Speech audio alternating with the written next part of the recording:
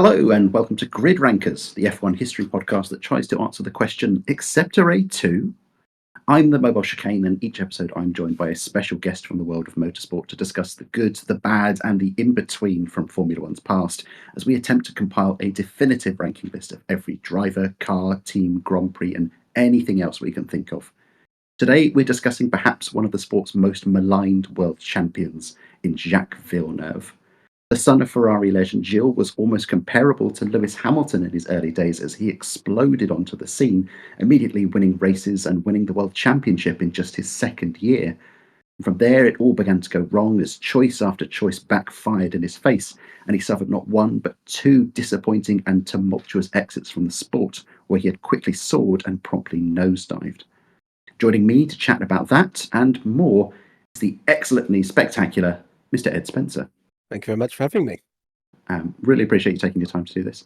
No worries. If anyone is unfamiliar with Ed, he does some excellent journalistic work with auto evolution and all other manner of kind of articles as well. I'll put all the links below where you can check out some of his work. If you really want to have your eyes completely destroyed, feel free to read it. We briefly kind of chatted about Jacques Villeneuve just before we started. I started watching F1 probably about 2004, and I know you said it was about a couple of years before me with that as well, which means we both kind of have a similar kind of reflection on Jacques in that time, in that, that was a guy more towards the very tail end of his career, and, watch him kind of dawdle around in the midfield. It was very hard, certainly for me, to ever understand that not only was this a guy that was, a race winner, but also a world champion and someone who had duelled with the likes of Schumacher. I don't know if it was the same for you. I think for me, when I started watching F1, Jacques was at BAR, and that was a team which had a lot of promise, but was never quite hitting the targets that had been set. And unfortunately, I think as I started watching F1, Jacques was on his way down. Even though there were always drivers who believed even though there was experts who believed that Jacques was still as good or even as better as Schumacher, but the only time I really got to know how good Jacques was when I watched VHSs of his rookie season and also watching what he did in karts. So, yeah, it was just a shame that by the time, where he should have been in his prime, he looked a very dejected and very maligned figure.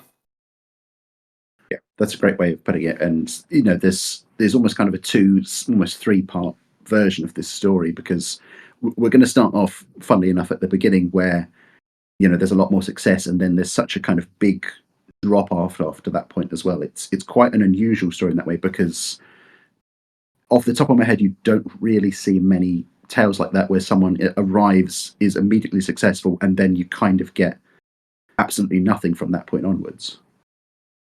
Yeah, it was mental how he went from winning championships and winning races on a fairly consistent level to barely fighting for the podium, and then as he went on, that he was trying everything he could to get back on the grid with teams which really had no business in being F1, and that was a big shame because Villeneuve was still a fairly decent driver, but by the time he had left BMW Sauber in 2006, no team was going to touch him with a 10-foot barge pole, and if he had gone back to Formula One, it would have been I don't think it would have been any better. So, you look at his career in 3 to 4 parts. You could clue the half part with, his stint when he came back from BAR.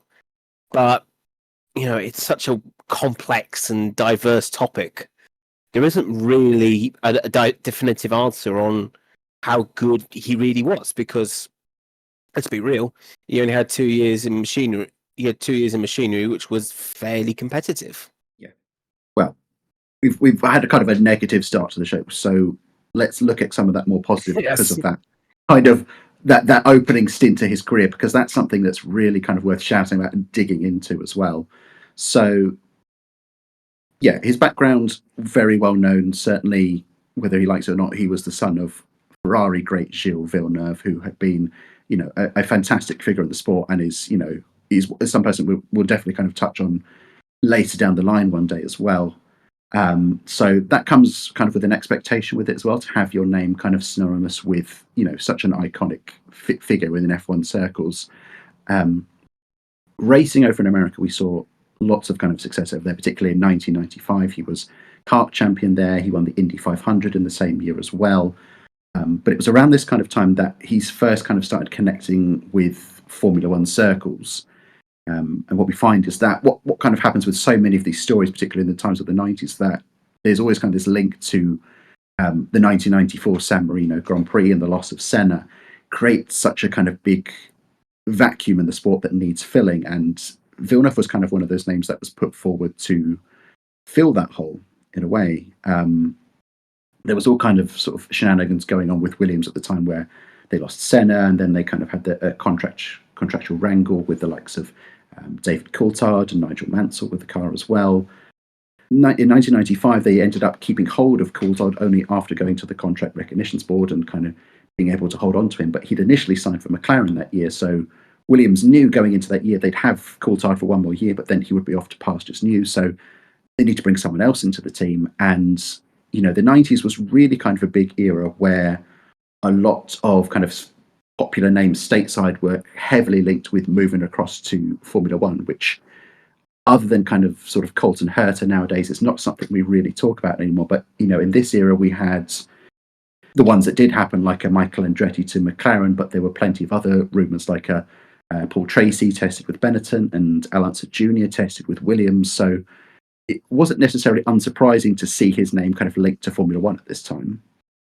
No, it wasn't really. As you mentioned, what happened at Imola, F1 lost its biggest star with the fact that, you know, it'd also been seen on worldwide television to millions of TV viewers across the globe. And although Michael was a very, very good driver and was, you know, the new generation of driver who was extremely fit, extremely ruthless, you know, had very few flaws, he didn't really have a particular rival, and he wasn't a particularly big name. He was huge in Germany. No one can deny he was massive. But at the time, 94, people were still getting to know Michael Schumacher. So when Jack came along, you know, after his like stint in kart where he was getting better all the time, you also got to realise as well that he had, you know, he had prior racing experience in Europe, hence why he was a little bit better prepared than Michael Andretti was. But Williams needed a big name and needed a sponsor, needed something that was going to please the sponsor. You also have to look at the situation Williams were in at the time in terms of drivers. Nigel Mansell was a highly rated candidate, and a lot of fans wanted him, but he was very expensive and he was very old by that age. I mean, he was in his 40s. Schumacher was unavailable.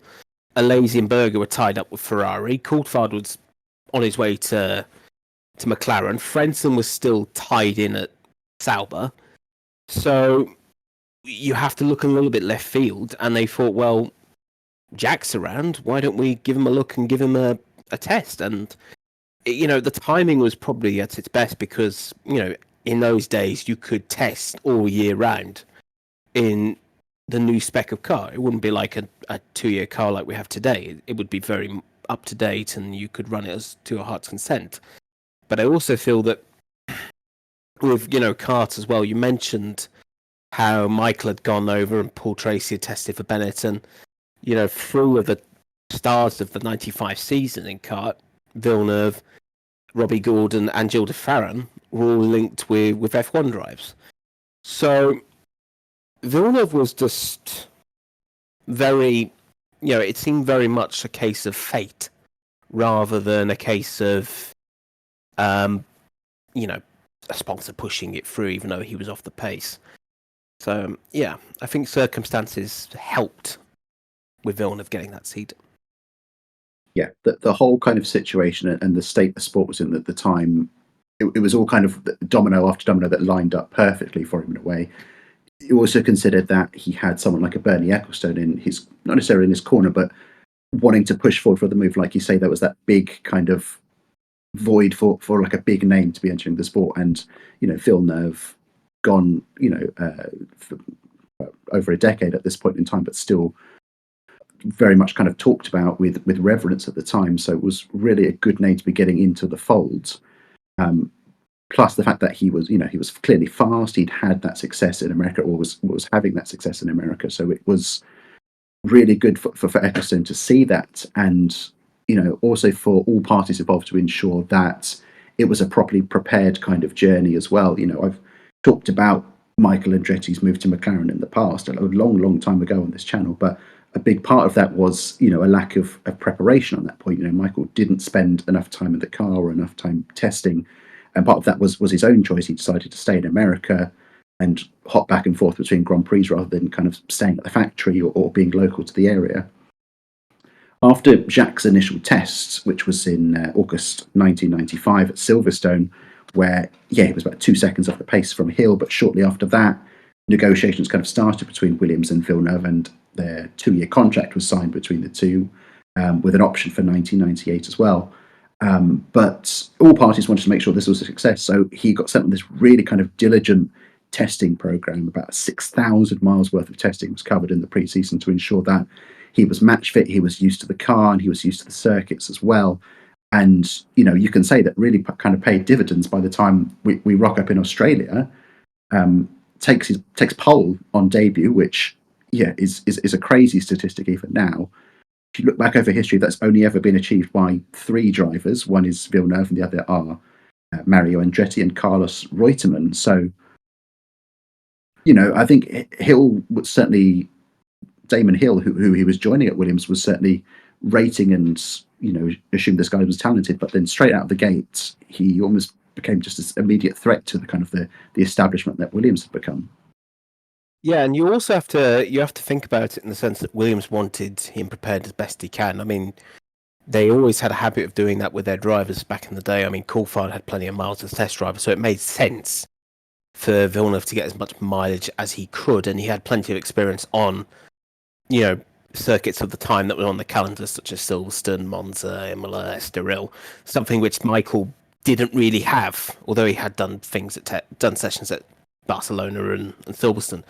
I think the other thing that helped Jack was that the first race of the year was at Melbourne, which had never been raced at, so everyone was going in on a level playing field, and no one had that extra advantage.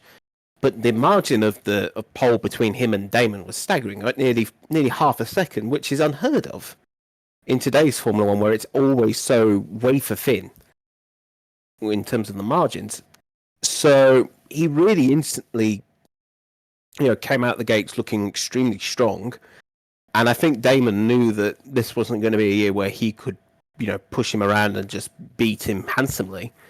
I think he knew right off the bat, that this was going to be a really tough season. Yeah, there's a lot of factors to kind of put into place with this season where, Damon was the clear favourite coming into the year because, he'd fought with Michael Schumacher in 94, had been a bit more erratic in 95, but in 96, Michael Schumacher goes across to Ferrari, which were still, a long way away from being kind of the dominant force they would later become. So you had Hill in the best car with the best team at the time with a rookie teammate. It was just kind of assumed that he would, absolutely kind of curb stomp his way to the championship. And it was far from that at all. Like we say, straight from the off, how the advantage that Jacques had in that qualifying, and he led the majority of that race as well. And it was only because of an oil leak that he ended up dropping back to second. Again, in the kind of the whole history of the sport, we've only ever had one driver win on debut, which was Giancarlo Becchetti in the 61 French Grand Prix, I believe it was, which, how close he kind of came to joining that very elite kind of club.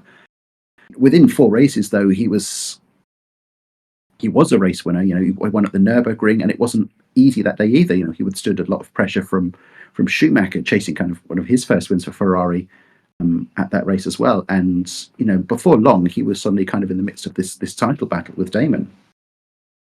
Yeah, that's the thing. You look at the circumstances heading into Europe. He had come close to beating Damon and probably would have won in Australia if the oil leak hadn't happened, because he had put up a tremendous fight and had really shown Damon up on a number of laps. But he did come into that weekend under a little bit of pressure. If you look at Brazil, he'd spun off in tricky conditions, which, in his defence, did catch out a number of drivers that day, in particular Rubens Barrichello, when he was running in with a shot of a podium. And in Argentina, he made an absolute hash of the start and dropped from 8th, and recovered pretty well to 2nd. So there was a bit of pressure on him going into that one, and the way he had to defend from Michael, in the final laps, who was charging all his might in a pretty awful Ferrari, showed that this guy was not just what the kids call a car merchant. He really had the racecraft and the ability to beat the best, and that weekend he really proved to the world why Frank had taken an opportunity on him. And he continued to impress as the year goes on. There were again a couple more non-scores after that first win in Nürburgring, but then 7 podiums in a row, which includes 2 wins in Britain and Hungary there as well. After about 11 races, Hill is kind of comfortably top of the table, got about 21-point advantage, which in modern day maths is kind of closer to sort of 50 points if you want to say about 2 wins worth. But again, Villeneuve starts to come on the attack here, and he starts to whittle that gap down. Part of that is because of everything that's going on with Hill that year. There were a lot of rumours started to spout the press that he was on his way out of Williams, which of course would be correct for 97. So with that kind of wobble comes an opportunity for Jacques to kind of close down the gap, and kind of quite key to kind of this battle was a race at Italy that later in the year where Hill just needed to win the race to secure the title. Instead, he crashes out from the lead, and then not long after that, Villeneuve takes win number 4 of the season in Portugal to take things all the way down to the wire in Japan.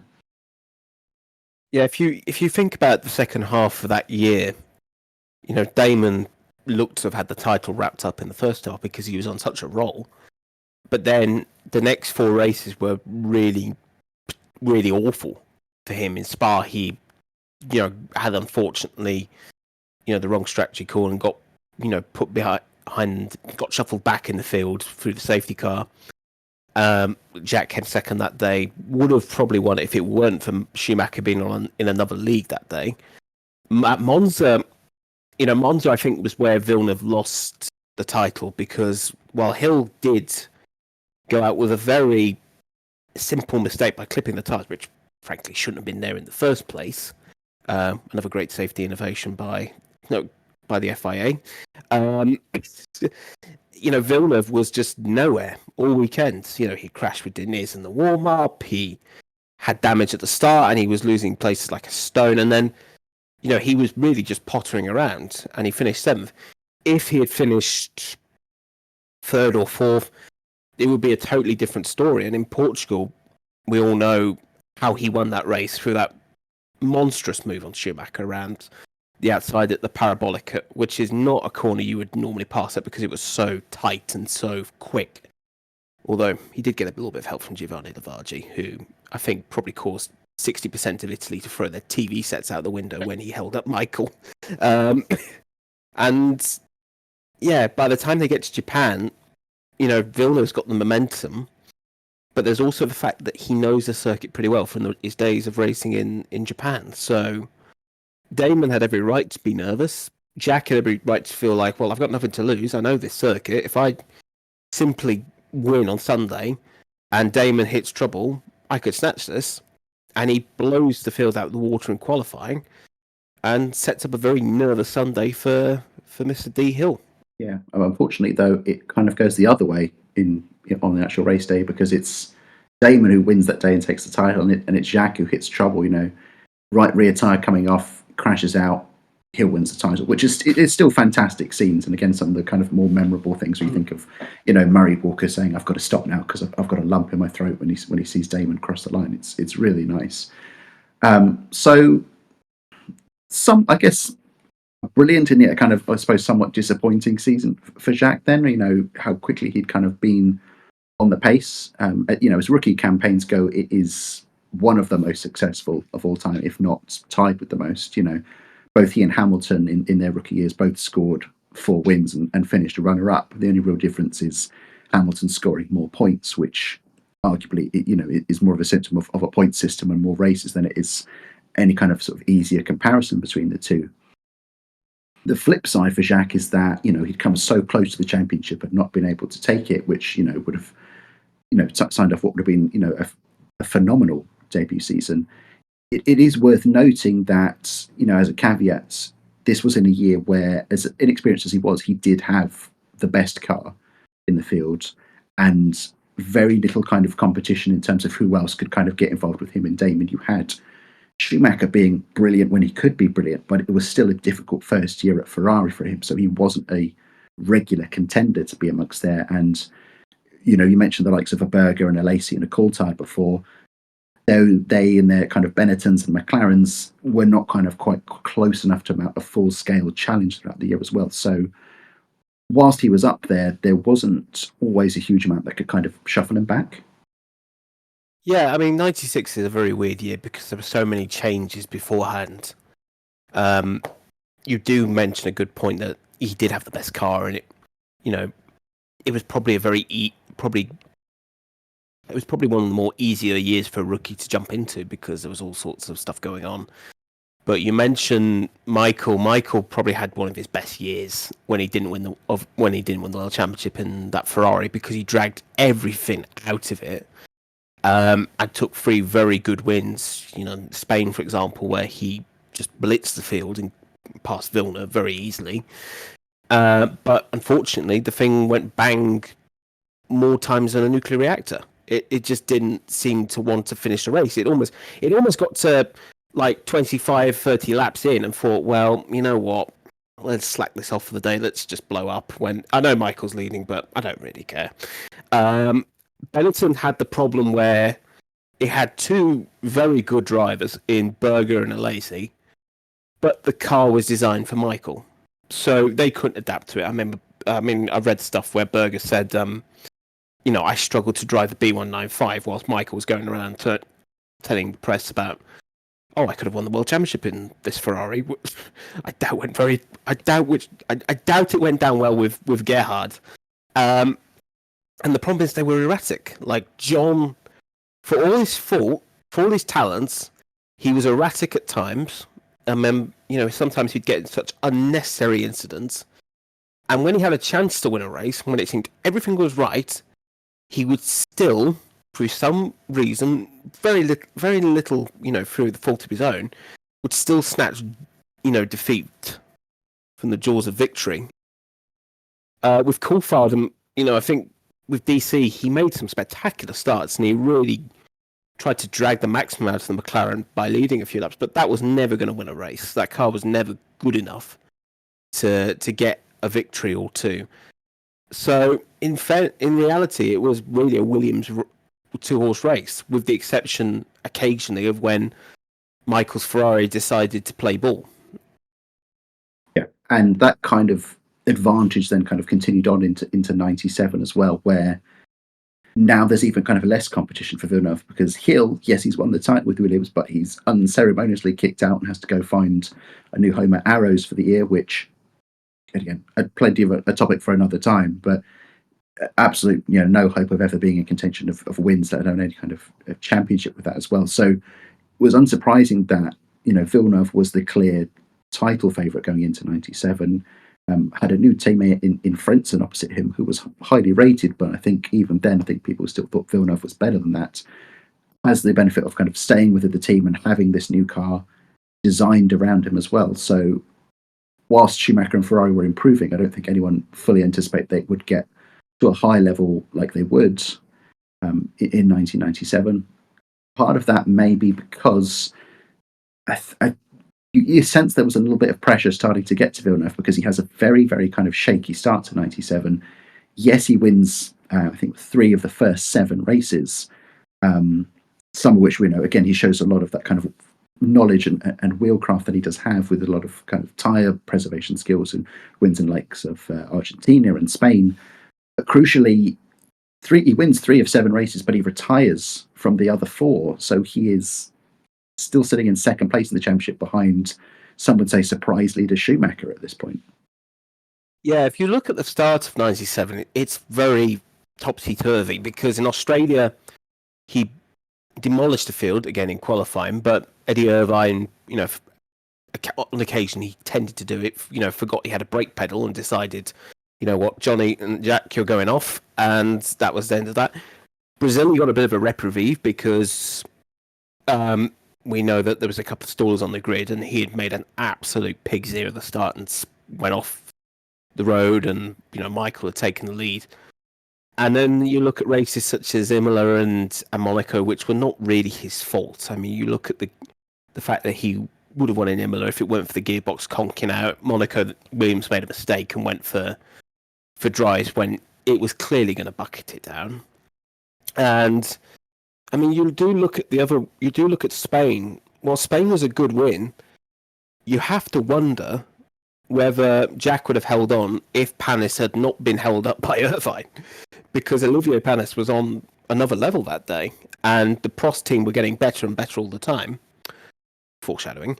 And would have won if Irvine had been penalised earlier. But the problem with Jack was he had all this pressure and he had all this expectation, but reality was that Ferrari had developed a better car than everyone anticipated, and Schumacher was Schumacher, which is always going to be even at that time a huge immovable force that you're kind of having to contend with.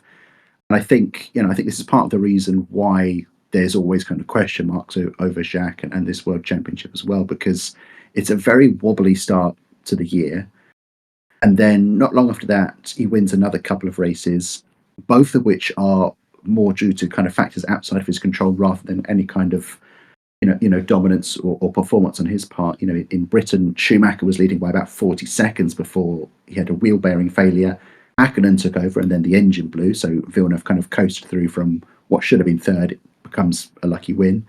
And then not long after that, of course, we have that famous race in Hungary where Damon and his Arrows lead comfortably for so much of it because of that advantage they've got with the Bridgestone tyres that day. And then you have that horrible kind of hydraulic failure about 2 laps before the end, which allows Villeneuve to kind of cruise by and get another lucky win. At this point in time, Schumacher's still in the lead of the championship. It's 56 to 53 points, but Villeneuve is arguably kind of only really still in the mix because of this spurt of luck he's had. I guess you can always argue that champions always make their own luck, but even so. Yeah, definitely. I think with Jack, there were races where he had good luck and there were races where he had bad luck.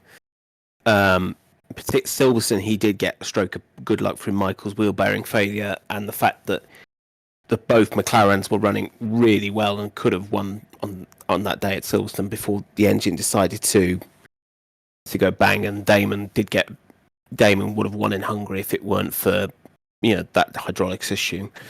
But again, Jack made mistakes. You look at Canada, a second lap, home race, 90% of the crowd's probably there to see him, and he slings it into the wheel into all the champions. That's 8 points gone. France, he tries far too hard to get past Irvine on the last lap, and if he had not reacted quick enough, would have lost 5th to a lazy, which would have been only 2 points instead of 4. And in Germany, he was nowhere. He was busy beefing with Jarno Trulli in a Prost who had only a few races before that was driving a Minardi, for heaven's sake. So Jack made his own luck and did get some of his own, got some good karma. But at the end of the day, you did have to wonder whether Jack was making a mountain out of a bit of a molehill, considering how easy the title did look on paper. Yeah, absolutely. It looked like it should have been a formality at points, and he was kind of, like I say, just making a meal out of it, really. I mean, there's another couple of wins that follow a little bit after this as well. You spoke about kind of that little duel he had with Trulli in Austria. I mean, we mentioned it with Panis earlier, that Prost at times was a really good machine at points, which, let's be honest, was owing more kind of to what Prost picked up rather than any kind of input he had on the car himself. He gets a win at the Nürburgring. Again, a little bit of luck there because both McLarens have engine failures from the lead.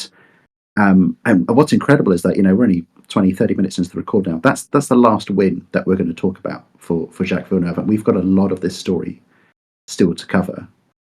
Yeah. Again, because of all this, the championship has now kind of swung in favour of Jacques at this point in time. Schumacher only kind of gets a point from those last two races. There's a stop go in Austria for him, and he collides with his brother at the Nürburgring. So Jacques heads to Japan, leading 77 points to 68, just needing a single point to take what would have been kind of a meandering but eventual kind of tour to the world title.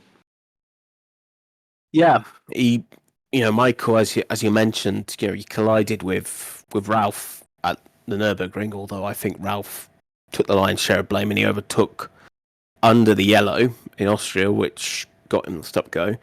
But then also you look at Monza, which is Ferrari's home track. Ferrari had a horrific weekend where they were nowhere, and Michael was only really able to fight for 1 or 2 points, whilst Jacques did get a third place and did get the result he needed to keep the momentum not fully into Michael's favour. But you look at Suzuka and how that weekend unfolded. He ignored yellows under in practice, and he's already got a warning for a previous incident which I can't recollect. And then he gets... I forget what the incident was, but yeah, he had a suspended one race ban on his license, which was still hanging over his head at the time. So, yeah, he does that, and then he races under appeal in Japan. He doesn't do much, and then all of a sudden the title's going to the season finale in Jerez, which was initially going to be like a big farewell party for Renault, who were leaving at the end of the year, and now all of a sudden Jack's got all this pressure on him. He's got the potential worry of what Irvine's going to do as Schumacher's teammate, because if you look at Japan and the way that Irvine was the real hair for Michael on that day, and how he destroyed the field for the first few laps and then obviously fell back a little bit. So there must have been a lot playing on his mind when they got to Spain, not least because he would have thought, well, I should have won that. I should have had this title sewn up by now. This is taking longer than I thought. It's a bit like how Damon had 96 go his way, because it seemed like, by the first half he had got the title wrapped up, and yet by the time the field got to the season finale, the title is still undecided. And I mean, kind of glad it did in a way, because I think if he'd won it in Japan, it would have been maybe a little bit of an underwhelming kind of end. And we would get to talk about the 1997 European Grand Prix, which we spoke kind of before, and this is kind of a recurring theme on this podcast, is that these impactful and memorable moments that these drivers or teams or cars, whatever, are involved in. When you think of them, that's kind of one of the first things that swims to your mind. And I mean, you'll be hard pressed to find something you think about. You think Jacques Villeneuve, you'd be hard pressed not to think of something like the 1997 European Grand Prix. So to set the scene for it, we're at the season, like I say, season finale. Schumacher's on 78 points, Villeneuve's on 77. So the permutations are that Villeneuve, he needs to finish in the points, and he needs to finish ahead of Schumacher in order to take his first world title. We get the incredible scenes of both him, Schumacher, and Frentzen all setting the same time in qualifying, which, the way it shuffles out, Villeneuve gets to be on pole because he was the first person to do so. But Schumacher takes the lead at the start and leads for about 40 of the first 47 laps or so. Villeneuve drops back even behind Frentzen, who eventually kind of lets his teammate pass, as you'd hope he would do. The gap closes between him and Schumacher, and then we get to lap 48. The gap's just a second between the two. Villeneuve attempts to overtake at the dry sack corner, diving up on the inside. Schumacher turns in on Villeneuve. The two collide. German's front run kind of hitting the left side pod of the Williams. Schumacher goes off into the gravel and out. This was a rinse and repeat of kind of what we'd seen before from Schumacher against Williams of Adelaide in '94. The difference here is that whereas Hill had to retire from that race, Villeneuve car is damaged, but not severely enough to retire. I think it was only the battery mounts that kind of really took a big brunt of it. So he is able to kind of plod on, can drag the car to the end of the race, lets the McLarens by towards the end, partly because I think the pace advantage they'd had with their fine working cars and Villeneuve's damaged one, it was just an easier thing to do. Finishes third and wins the title. Yeah, that European Grand Prix is just fascinating. You look at qualifying and how all three set the same time. Some people say, oh, it was made out to be that way and that the computer suddenly stopped working at the time beam. So, everyone was a bit like, okay, something's a bit iffy, but it sets up the perfect finale. Schumacher makes an absolute stonking start, is miles ahead. Villeneuve makes a poor one and drops to third and has to get a little bit of help from Frentzen. And then, of course, Ferrari have a tyre issue. It seemed like a bad batch because Michael's pace just plummeted. And then you've also got stuff going on around, like Fontana. Poor old Nabato Fontana. Suddenly I was going to say that there was no shortage of kind of Ferrari collusion in this race. You had Irvine blocking Villeneuve in qualifying, and then, like you say, Fontana gets involved. Yeah, Fontana nearly became person non grata at the Canadian border because he just did not see Jack coming. And then we see what happens at Dry Sack. I mean, the crazy thing is that Jack is going miles too fast into the corner. He tries this lunge, but Michael panics, sees him, and turns right into him, which ultimately would send him into the gravel. Now, I always wonder what the reaction would have been like if Jack had, missed the corner as expected and potentially knocked Michael's front wing off. That would have been a storyline and a half. But the car is damaged. Michael's out. But there is a deal behind the scenes between Williams and McLaren. If you look at, there's a really good shot from ITV's end of season review, and there's a shot of Patrick Head and Ron Dennis absolutely chewing each other's ears off about a potential deal to get Jack to let the two McLarens buy, so Mika can get his first win, because Mika, come close on numerous occasions and of course failed, as we previously mentioned, and he lets them go. But the title's won nonetheless. And, at that time of his life, he was 26 years old, Canada's first world champion. He'd been on the ascendancy, but now was, top of the mountain and was about to hit the celebrity status that few outside of F1, really hit at the time. You also got to just quickly, I'm conscious we're going to talk to death about this, but Jack was also a bit of a celebrity figure in the fact that he had done things like he'd been at the MTV Awards and handed out trophies to artists. So Jack was a new generation of F1 driver who was not afraid to say what he wanted, not afraid to, rattle the establishment's cages, and not afraid to go out the bubble. So, it was like it almost seemed at the time like the changing of the guard almost, although ultimately it wouldn't. Yes.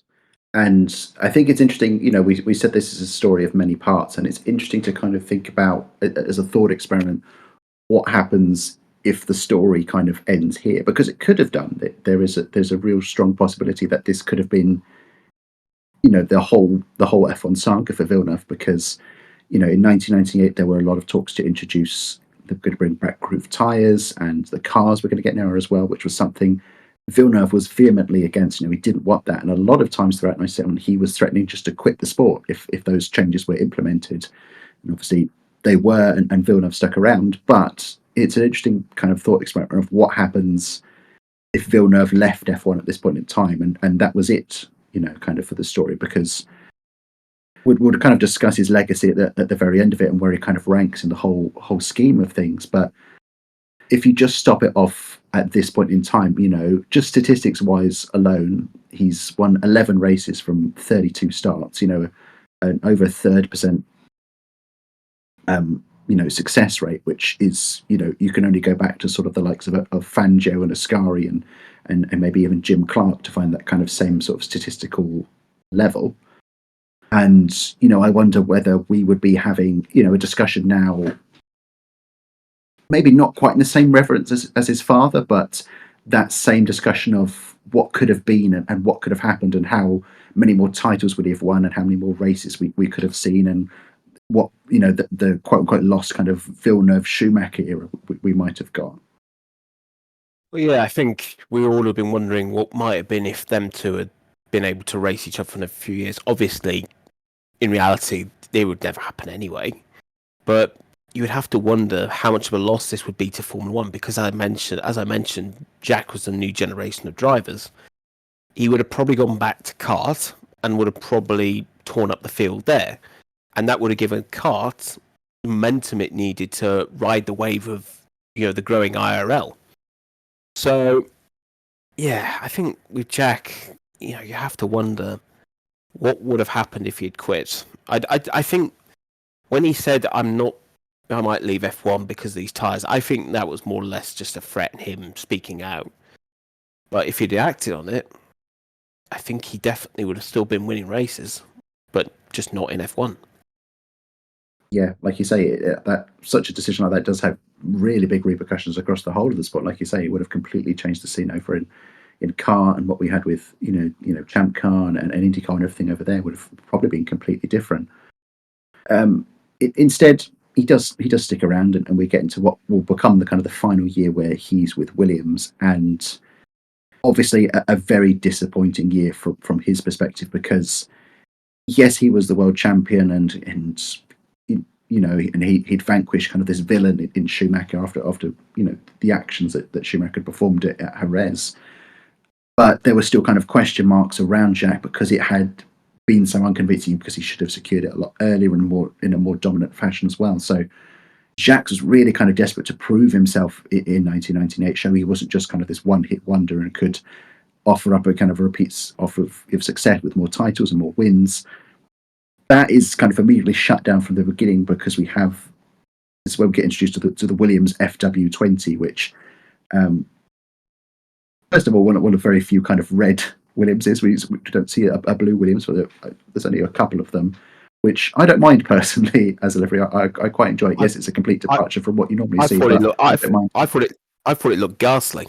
Sorry. That's fair enough. I've seen it a couple of times up close. I've been to the Williams factory a few times in the museum there, and seeing it up close. I didn't mind it. I don't think it's too awful, but anyway, the delivery was kind of the most important thing on his mind, because the team have lost Adrian Newey there. He departed not long after 96 in kind of aggravation for what had happened with Damon Hill departing from there. So that's a really big kind of linchpin, which again, you think about how influential he is nowadays. It was still just the same back then as well.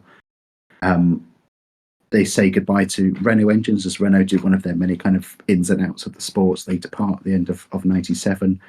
So now the Williamses are running these year-old Mechachrome badged versions, which, again, anyone who watches Formula 2 nowadays is familiar with Mechachrome and what they do. And, the performances of what they do nowadays in Formula 2 is probably comparable to just, how bad they were in that Williams of 98 as well.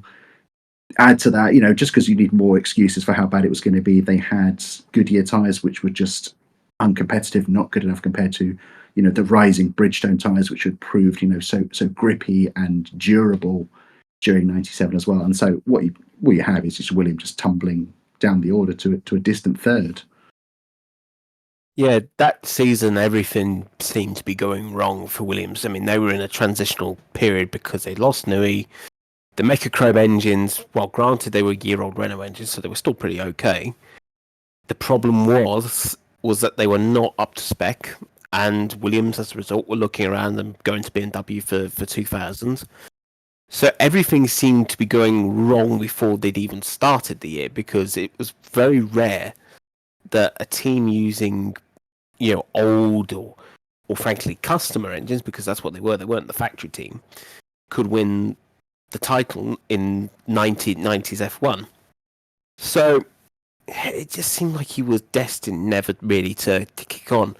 Also with the fact that McLaren had also caught up, and they were using the momentum they had from 97 to be, title contenders with Mika and David, and also Michael had a Ferrari which was miles better than his predecessor.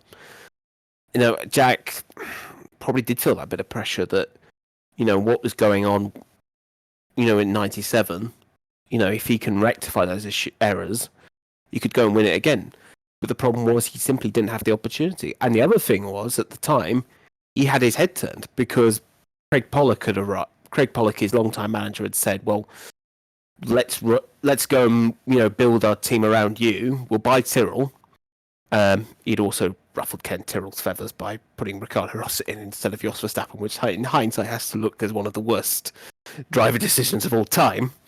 And Jack was probably looking at it and thinking, well, why am I here? And it's easy for a driver like that who needs the right equipment, the right environment around him, to feel demotivated and to feel like, okay, I need to potentially have a look elsewhere. So it seemed 1998 was just destined not to be a good year, and ultimately it wasn't. Yeah, and the numbers attest to that. I mean, there's not so much we need, whereas we've kind of got a bit more race by race in previous years. The numbers speak for themselves for 98, where, we spoke just moments ago about how successful he'd been within these first 2 years. And, it was almost kind of tantamount to breathing for him at this point in time of how easily everything was coming. But throughout 98, no poles, only qualifies on the front row just once all year, doesn't win a race, doesn't even lead any laps at all year. And the best result is just a pair of third place finishes from Germany and Hungary. And he finishes down in 5th place in the World Championship, about 79 points adrift of the eventual champion Hakkinen. So it was as far removed as kind of success could have been, really. No, it wasn't as bad as what Hill had endured with Arrows in 97, but yeah, and no doubt, we've already briefly kind of spoken about Pollock and the BAR project as well. There was no doubt that as the year went on and these struggles endured, that's what Villeneuve was going to do, which is partly a shame because everyone was still kind of obviously highly rating the guy who had just won the World Championship, and there were a lot of links to Ferrari at the time, which I think would have been interesting. I'm not quite sure how that dynamic with Schumacher would have worked in the same place. There was a lot of lobbying from Adrian Newey to move across to McLaren, which doesn't happen either. And like you say, it just goes across to BAR, which we're going to talk about in some great detail now, but it is a topic that kind of, I think in the future, it is something I want to look at for its own kind of video as well. I mean, just the whole time of Villeneuve at BAR is an interesting prospect of understanding why he joined it and why it didn't work. I think what really enticed him into the project, and I think it was sold very well to him from Pollock, was that this was a project for him to tackle where he was kind of the default number one, and it was kind of likened to what Schumacher was doing with Ferrari in terms of you're taking kind of this quote unquote slumbering giant and then dragging it forward through the fields.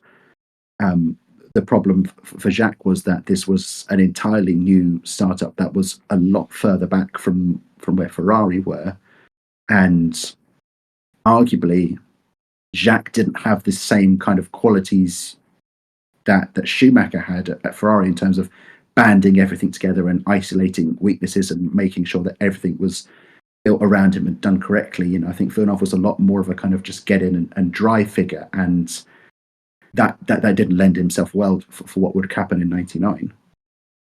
No, it didn't. Michael, obviously, it's well known that he spent ages poring over data, trying to find a way to improve the car, and he would also do miles at Fiorano. I don't know. I can't really speak for Jack, but I'm not sure he was the kind of driver who would drive until the evening or till the floodlights were going out, trying to find that extra tenth of a second. And, unfortunately, the circumstances going in was that 99 was always going to be a transitional year because this team was still basically Tyrrell. Tyrrell had not had a good 1998, although partly was down to, as I said, the driver lineup. But also they were using old engines, which were the Super Tech ones, which were getting substantially worse over time.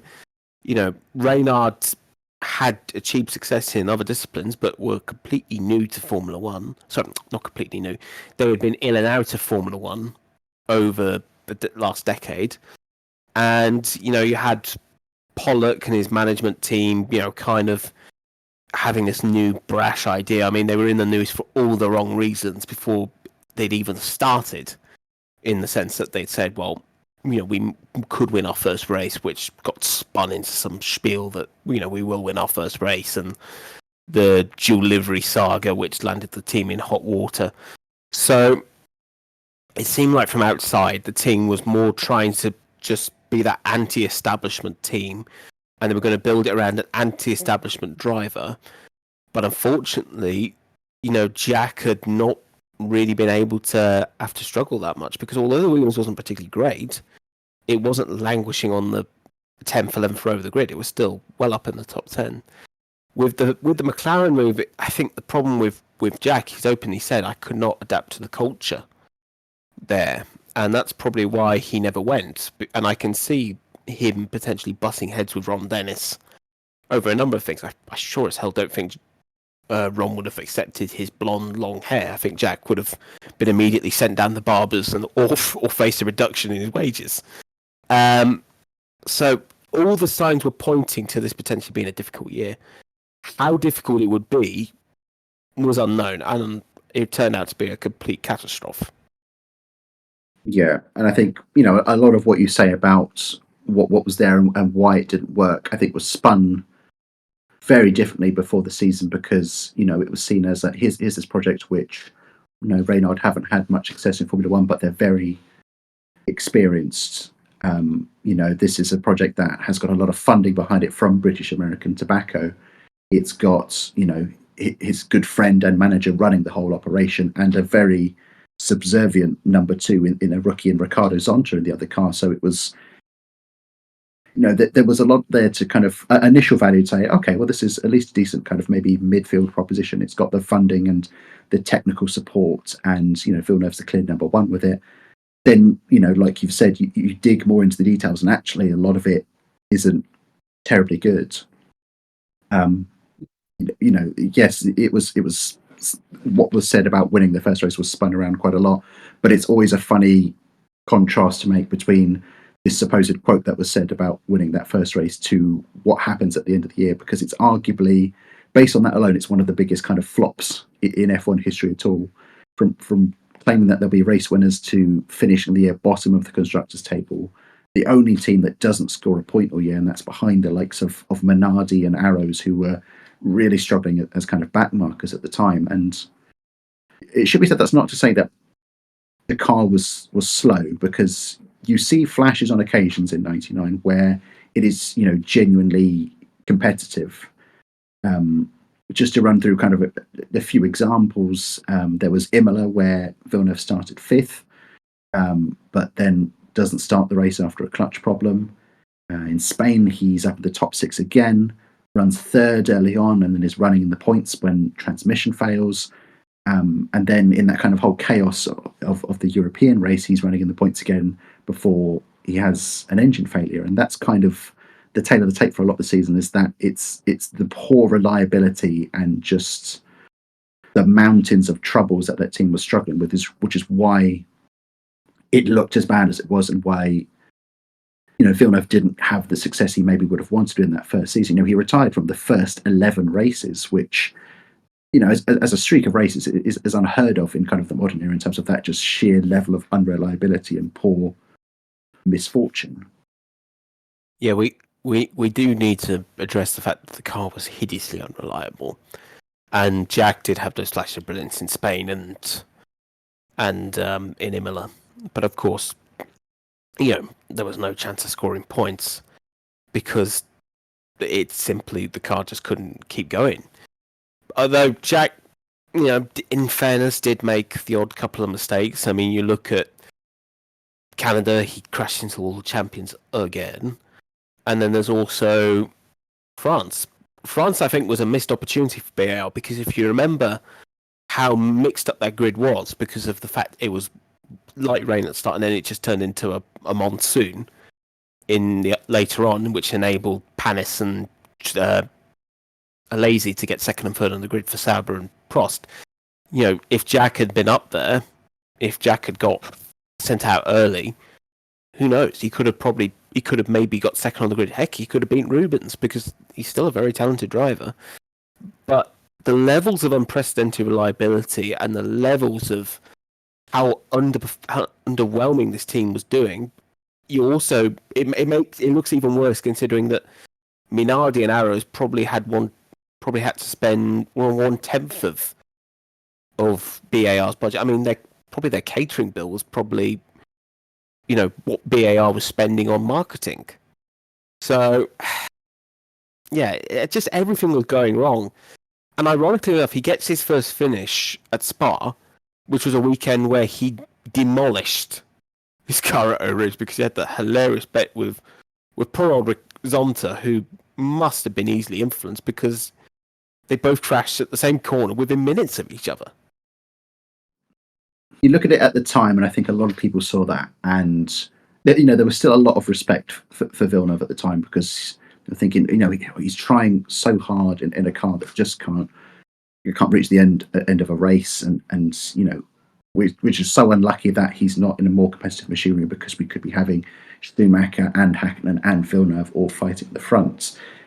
The other side of it is just more kind of flippant and uncaring, choosing to try and go flat out through Eau Rouge, which you just couldn't do really in cars those days, and making his teammate kind of do the same as well was just kind of disrespectful isn't the word I want to be using, but it was just kind of a bit flippant with kind of the resources they had and almost a bit uncaring of knowing he wouldn't get a kind of result that weekend, so just happy to kind of bin it and do something more for laughs than actually tackling things head on. Yeah, and you also have to look at the consequences, what it could have happened. It could have potentially taken both drivers out of the weekend or the remainder of the season if they'd been injured. So doing that, I mean, Jack was always one to push the limits, but he pushed them too far. If he had done that at Williams, or if he'd done that at McLaren, particularly with how strong-headed Frank Williams and Ron Dennis were at the time, highly likely probably would have had his contract terminated, or he would have been benched for a race or two just to quote-unquote calm down and think about what you've done. But BAR, he was kind of, because it was his team per se, he was allowed to just get away with it. And yeah, he was very, very lucky not to have a drive that weekend. Sorry, for the remainder of the weekend. But still at this point in time, the stock's still quite high in Villeneuve, and as we go into 2000s, it's a much better kind of sophomore campaign for both himself and BAR. Honda are now part of the project. They return to everyone as an engine partner there, and it's numbers wise, it's a really kind of good campaign for Villeneuve. He qualifies inside the top 10 at every race bar, I think just a couple, and finishes in the points on 7 occasions, including 4 fourth place finishes, one of which was at the season opener in Australia, which broke his long pointless streak and BAR's as well. 17 points overall puts him 7th, and Zonta contributes a little, but not too much on the car. So Villeneuve almost kind of single-handedly drags the team up to 4th in the constructors, which officially kind of jumps back into 5th based on countback. They were tied with Benetton at the end of the year, and again put forward a lot of really strong performances that were a bit more noticeable, and was unlucky not to be even on the podium that year. An electrical fault took him out of 3rd when he was in Italy, and he was just nanometers away from beating Frentzen to 3rd in the US Grand Prix as well. Yeah, that season was really a bit of a redemption one for Jack. I mean, they had the Honda engines, which were very, very good, and they'd learnt the lessons from 99, and Jack's stock was pretty high because, like I said, he had a pretty good year. He had a number of 4th places, a number of top 6s, was very unlucky not to reach the rostrum. Particularly in Canada, where he made a great start and was keeping up with Mika. But at the end of the day, BAR just didn't have enough to really challenge the top 3 and even Benetton for that matter. But 2000 was a bit of a year where the critics kind of had to, I wouldn't say eat a slice of humble pie, they had to eat a sliver of it.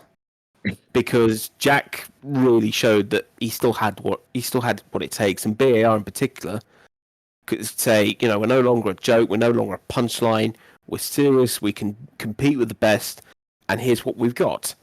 And so entering 2001, there was feelings that, you know, Jack could probably turn this around even more.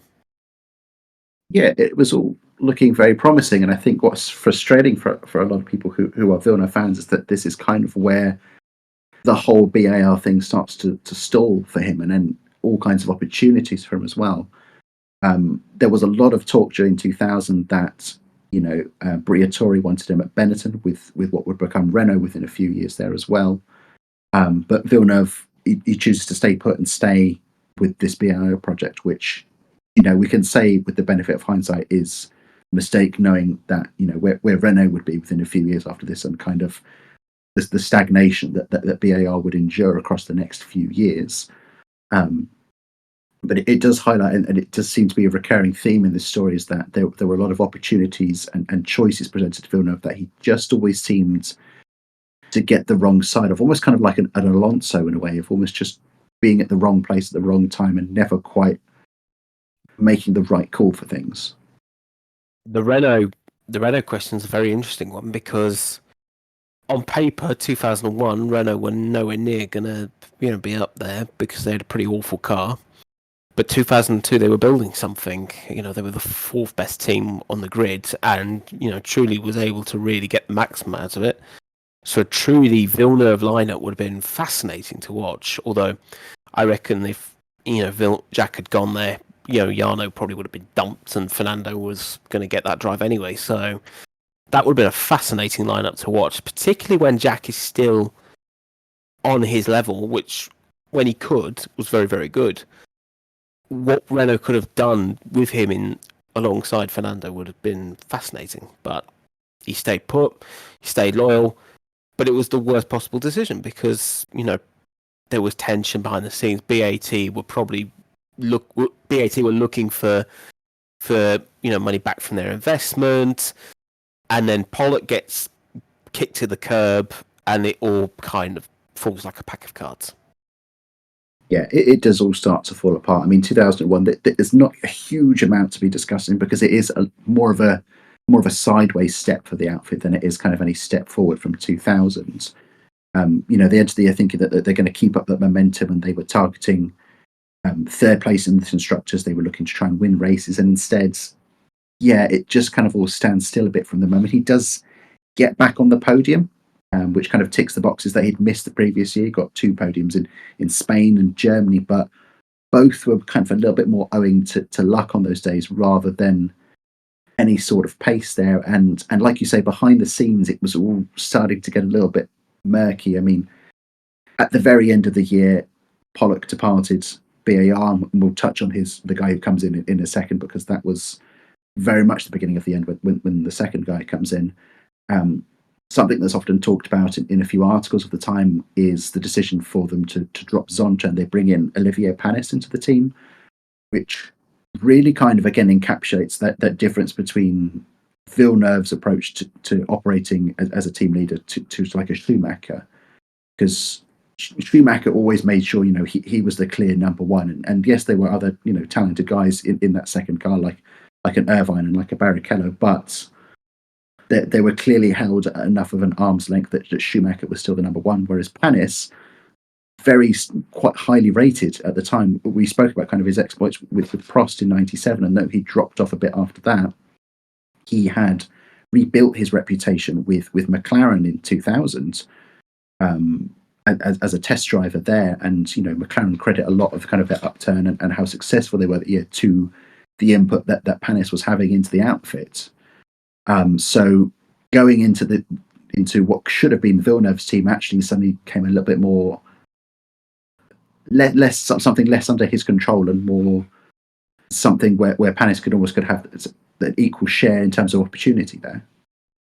Well, yeah, I definitely think Panis' arrival didn't help. I think with Olivier, he had gone from a real low point in his career with Prost, 98, 99.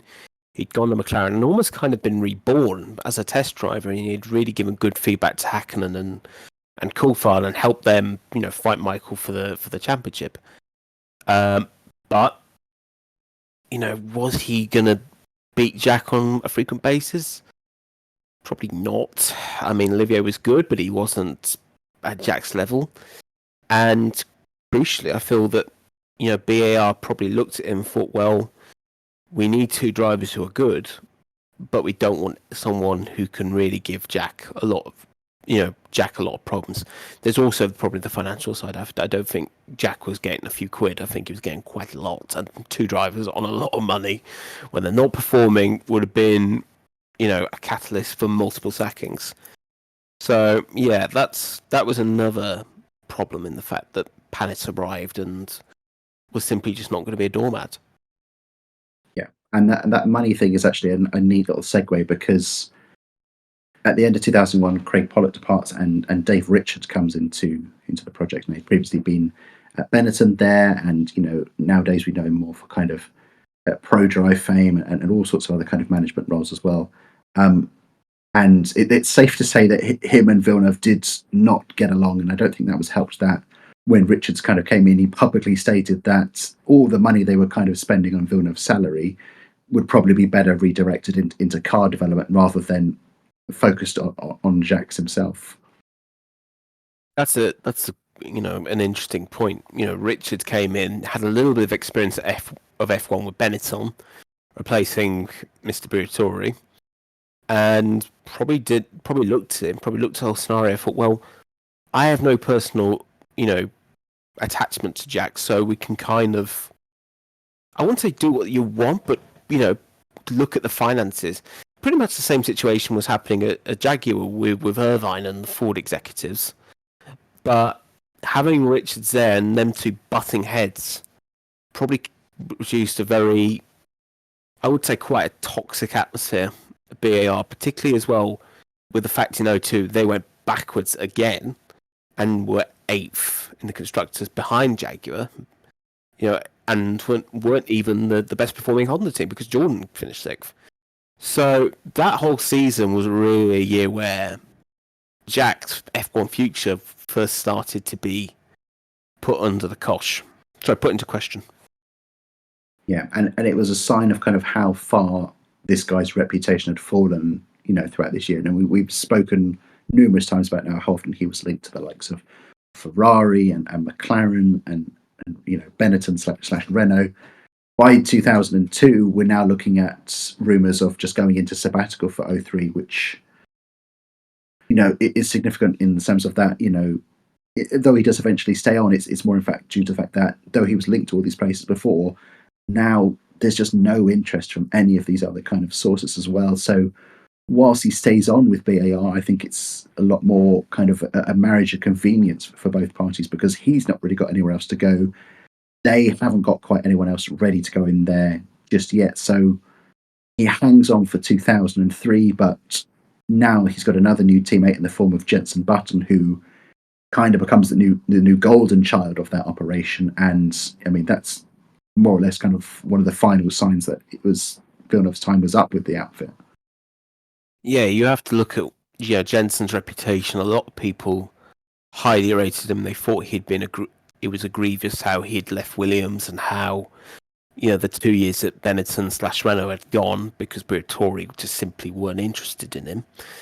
And Jenson comes in, that he's young, he's one of the talents of the new generation. And Richards probably thought, well, we could build a team around him for probably half as much as what we're paying Jack. So Jack had every right to feel threatened, and then with mind games because Jack was making barbed comments about him in the media, and I think they clashed a couple of times on track. And Jenson also was able to extract much more out of what was a much better car, and Jack was just not cutting the mustard. No, there was a touch of rotten reliability that year, but I put in my notes here chronic lack of results. Jenson was really kind of starting to shine in that car and with that team. I always just kind of distinctly remember, I think he was running well at Indianapolis in a chance with a podium before he retired there. So yeah, he was, like you say, becoming the new golden child, and Jacques was kind of slowly on his way out. And in fact, he was out even before the year ended. They told him that their test driver Takuma Sato, who was a Honda protege, he would be in the car instead of him for 2004, and Jacques just elected to walk away before they even got to that season finale in Japan. And it was, again, if we consider that as the end of the story, you know, it's equivalent to almost kind of like another champion, like a Mansell in a way, in such a like it, you know, less than magnanimous ending to a career which had promised a lot of success and actually kind of ended on a flat note. Yeah, it definitely ended on a bit of a sour note. I mean, it was inevitable that at some point Honda were probably going to step in and want Sato in, because Sato had been, you know, erratic at Jordan, but he had shown the odd glimpse of brilliance, and Honda had kind of pushed Jordan to sacking Hightower Frentzen to get, you know, their man in. So it seemed inevitable that he would get a seat for 04. They were never going to sack Jensen a month of Sundays. So Jack had to go, and for him to just basically walk away and say, right, okay, here's your car, I'm off, goodbye, was a very sad and very, you know, mundane end to what had been a fairly good career up to that point. But there was no way that, you know, Jack would have kept his seat in 04, even if Sato wasn't there. I reckon if Sato hadn't been there, they would have looked at like the likes of Webber, they would have looked at Heidfeld, they would have looked at Massa, they would have looked at a number of drivers who were probably cheaper and probably just as quick. Yeah, and you know, in a way, it's a real shame, because the 2004 BAR was a really good car. You know, that's the year that BAR kind of finally fulfilled some of that promise that they had maybe hinted at or were working towards of those years. You know, they scored umpteen numbers of podiums, and Jensen even got a pole position as well. And you know, in some regards, they were unlucky not even to win a race, more due to because of how dominant, you know, Schumacher and Ferrari were that year. Which, you know, must have been hard for Jacques, and he spent a lot of 2004 on the sidelines. He didn't do any racing or testing or anything like that.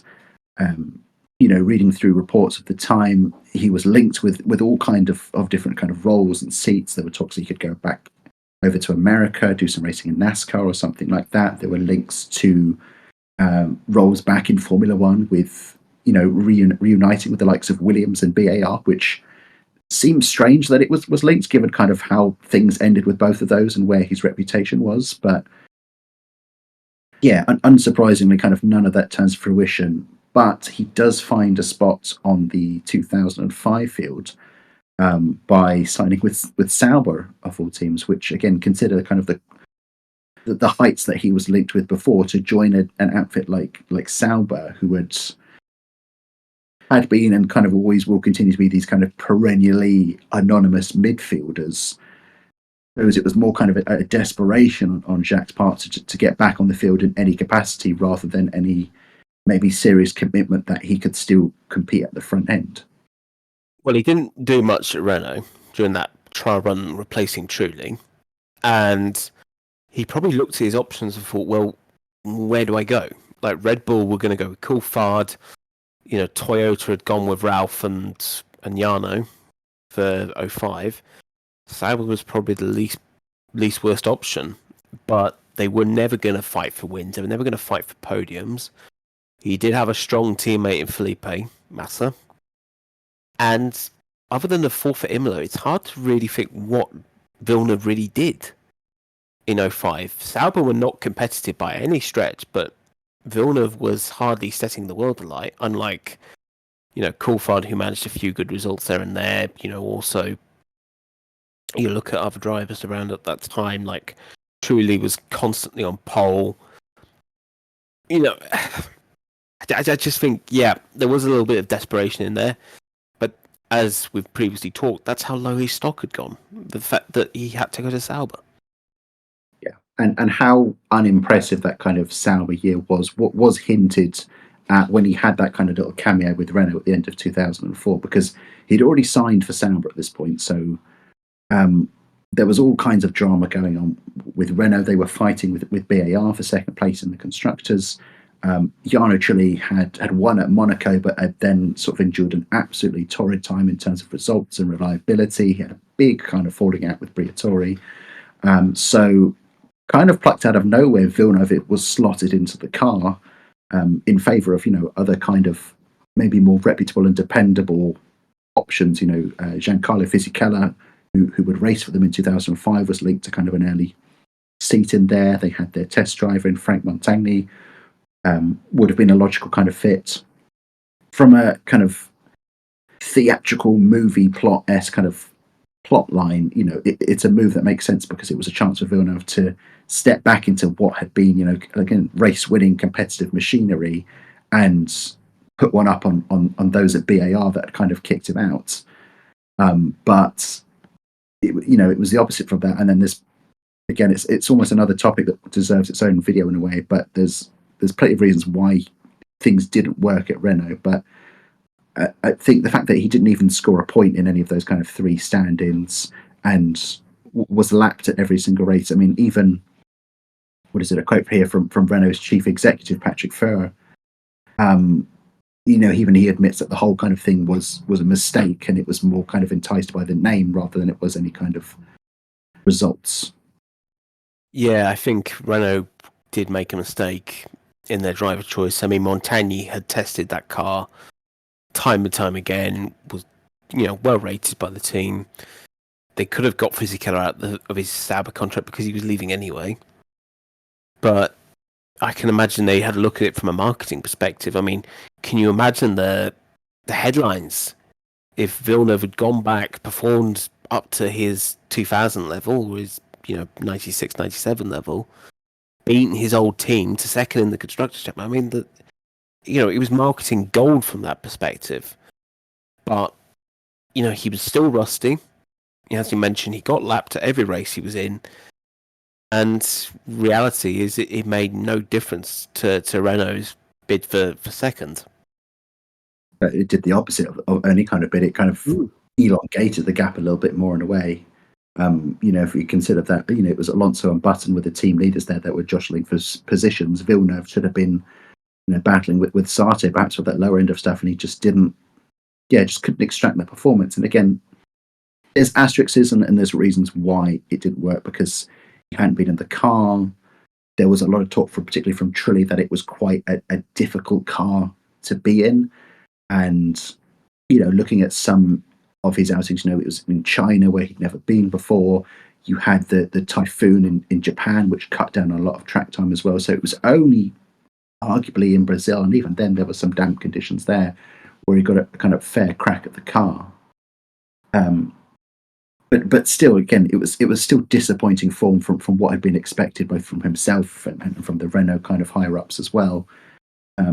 It looked initially when he joined Sauber that maybe things would look up, because he qualified 4th for the season opener in 2005. Now, again, you can add a million asterisks after that, because the grid order was very jumbled for that race, given the rain in qualifying and the kind of mixed up aggregate qualifying system. But come race day, you kind of saw a fair summary of what the year would be like, because Villeneuve tumbled down the order to eventually finish in 13th, and his teammate Massa went from 18th to 10th.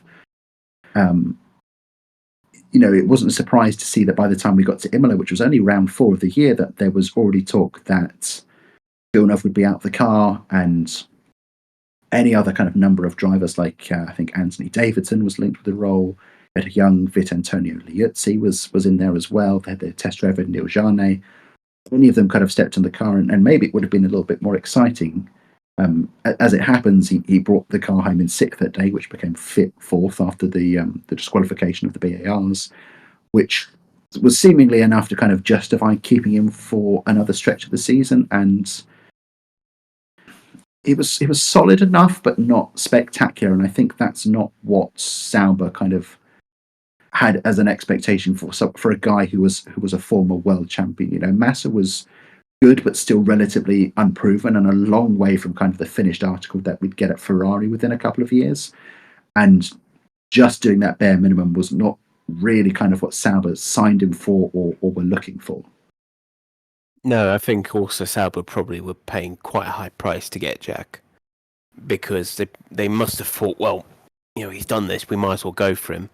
Massa, as we all know, was not the finished article, as you mentioned, but Jack simply didn't really get to grips, and it seemed as well So, there was a number of drivers looking around that seat and, going into, going into a new era with BMW.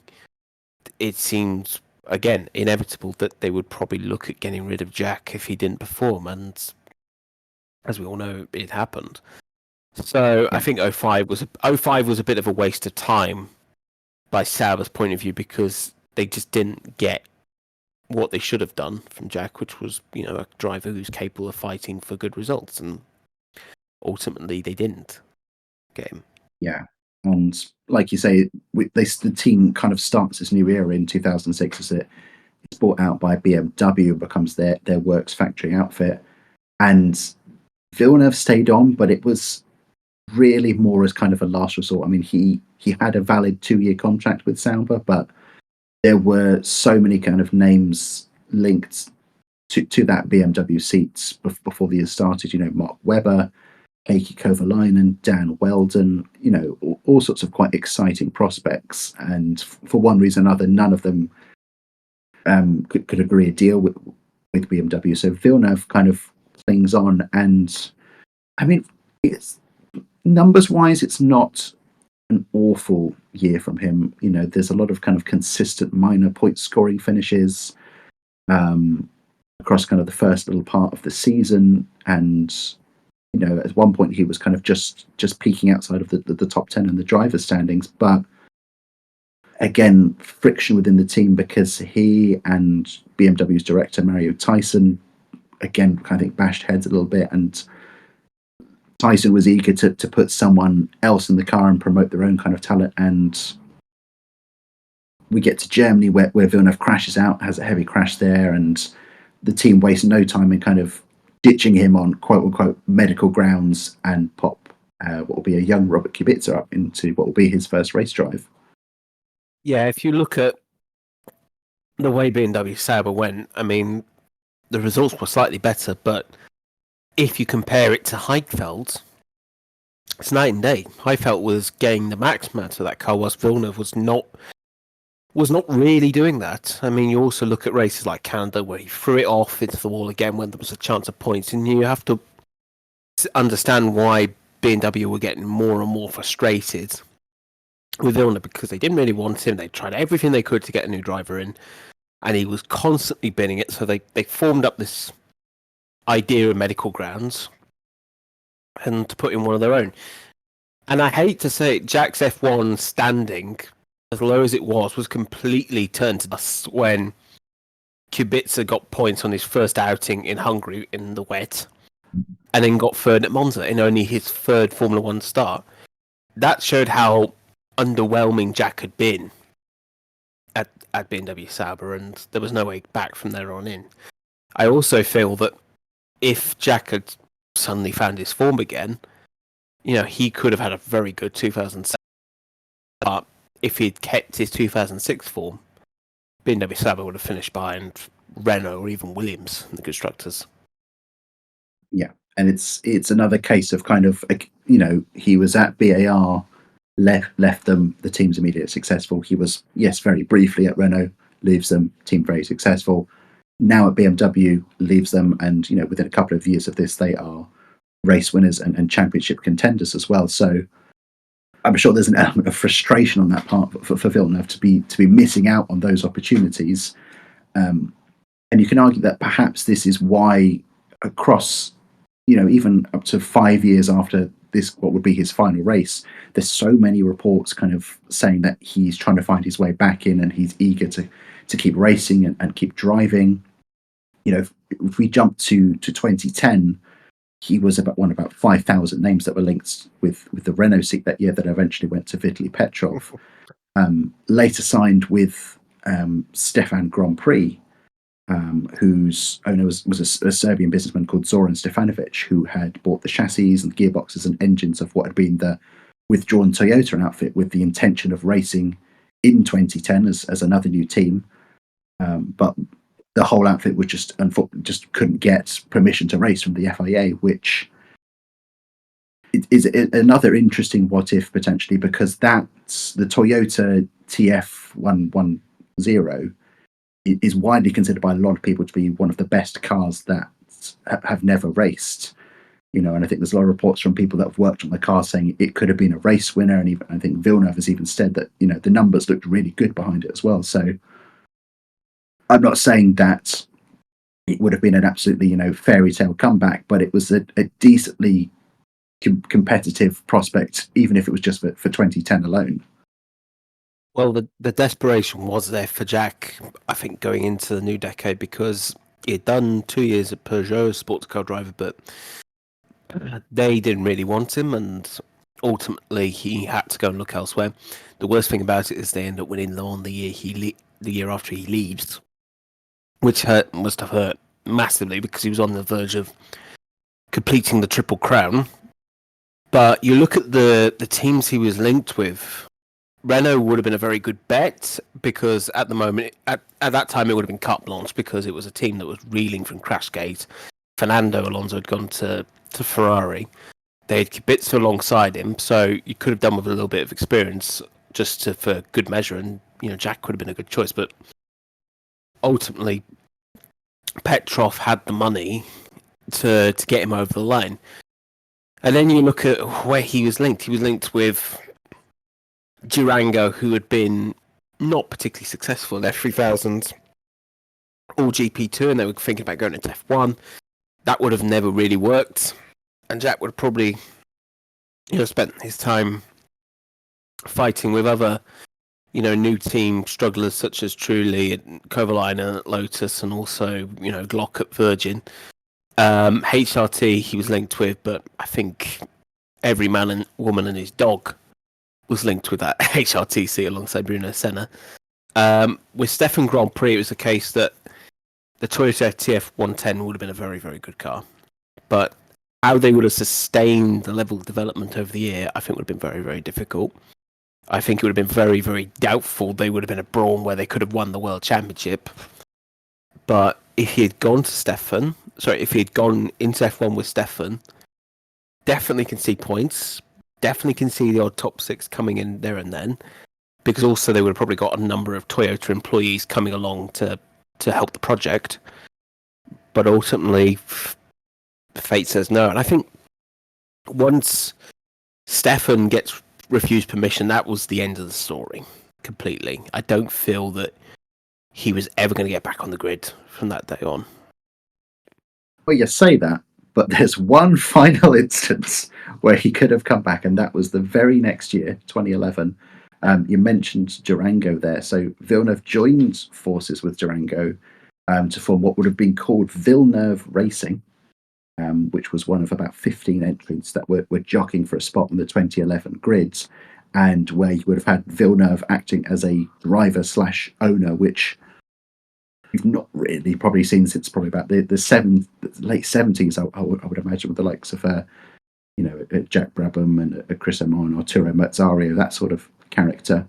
But yeah, unsurprisingly, I think that the whole thing was kind of rejected because, like you say, Durango had never really had much success on their part, and I think the whole thing was more of kind of a cash grab and recognizable name than any kind of serious prospect. So that officially it was the very end of kind of Jacques Villeneuve and any kind of tenuous links to Formula One. So we'll get on to kind of the ranking part of this in a second, but just to close out with some closing thoughts on kind of this whole tale.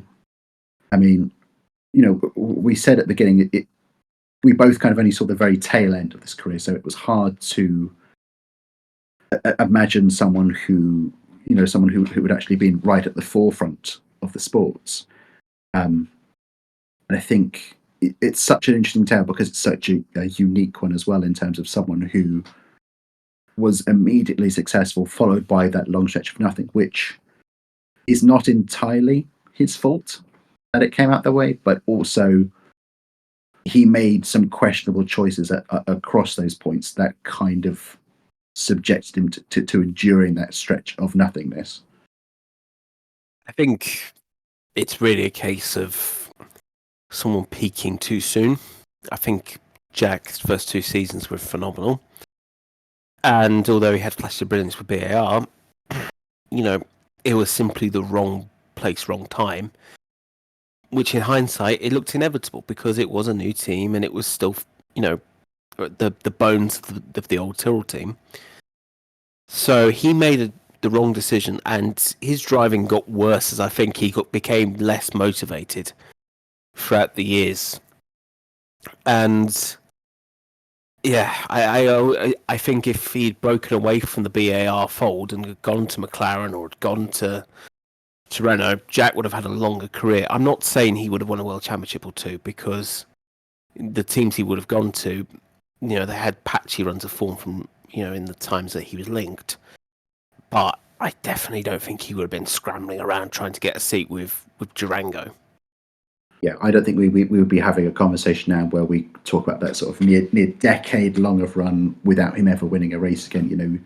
You've got to imagine if he can get his foot in at a McLaren or a Renault in those earlier kind of instances, then maybe we're talking about him of winning a few more races. If, like you say, I don't think championships is a realistic prospect. I mean, you said it before. I think McLaren could well have been an absolute disaster in a way. I think his personality matched with kind of the more robotic one of like a Ron Dennis is just asking for trouble to try and combine those two in a room and see what would happen. But yeah, too much too soon, I think, it is a really good analogy to put on it. So we'll come to this kind of the slowly growing list of topics we've covered here and where this fits in it among it. I mean, it's a whole list of one right now where me and Peter discussed Super Aguri last time out. In an all-time ranking of stuff, do you think Jacques Villeneuve ranks above Super Aguri? Yes, because Jack was longer and he won a world championship. Yeah, I think it's a fairly short debate and it's an easy one to have. I don't think we need to justify it in any way. As good a story as Super Aguri was, it was a very short-term flash in the pan kind of thing, whereas there's a lot more of kind of a storied history to Jacques. So I suppose more interesting kind of discussion to close in on is, he is often maligned as kind of one of the lower end of world champions. Certainly if people are making a top 10 list of their drivers, Jacques, I don't think ever kind of makes that conversation. But let's say we're putting aside a whole separate list now where we're just ranking every champion that we ever had. Where do you think Jacques falls within that? Is he towards the bottom? Is he in the middle of it? What sort of position would you be putting? I appreciate I'm putting him on the spot without preparation, but sort of a gun to head, where would you put him? I would put him near the relegation zone of champions, but I wouldn't put him in the worst three, because I think there were some drivers who won championships when the regulations were very underdeveloped, like a Farina, for example, and a Hawthorne, who kind of got very, very lucky in the fact that Sterling Moss was a gentleman in 1958 when they had their title rivalry. And also Keke Rosberg, who won one race and probably shouldn't have won the World Championship because, unfortunately, what happened to the two Ferrari guys. But I would definitely not put him, in the top 20. Because if you look at the season he had, it should have been a cakewalk. If you put Schumacher, you put Coulthard, Hakkinen, Damon, for example. I mean, even if you put I know it sounds incredibly far-fetched. If you put Mansell, if he was in his 92 form in that Williams, he would have had a fair old bash of it. Jack made a very easy championship look like hard work, and that's probably because also the course of the season, the fact it was so crazy.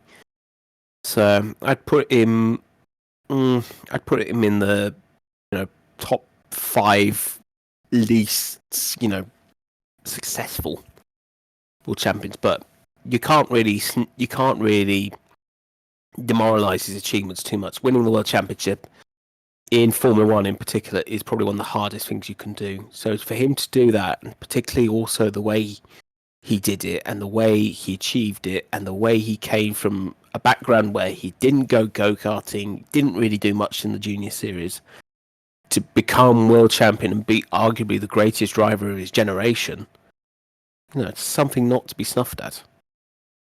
Yeah, 100%. And I think, quite often, if you look at a tale of those drivers that are a bit more maligned, a bit more backmarkers, you can always tip your hat in a way and kind of say, well, at least, you know, they made it to Formula One. They got to drive in a Formula One Grand Prix, which is more than, you know, so many of us will ever do on our occasion. And Villeneuve is an extrapolation of that. You know, in a way, he is someone who's won a world championship, which even fewer people are going to do. And regardless of how easily it came to him or not, it's still on his CV. And every time you look in the record books, it's going to be down there, and that can't be erased at all.